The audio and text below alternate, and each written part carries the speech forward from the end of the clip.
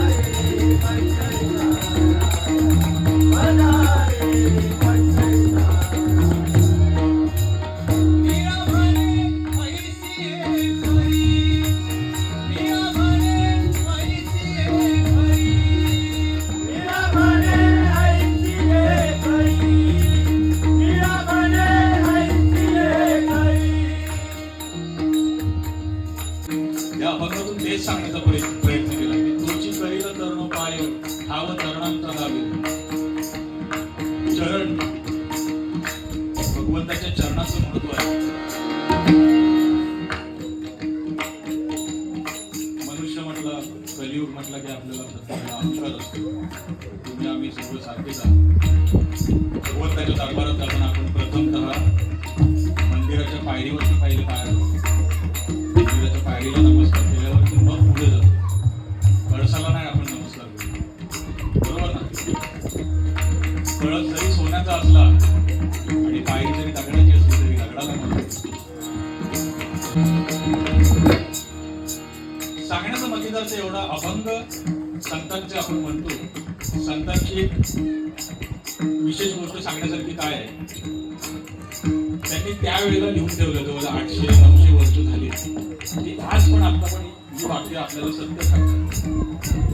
म्हणजे काय दूरदृष्टी आहे, उगाच नाही त्यांना भगवंताचा अवतार आपण मानतो, बरोबर ना?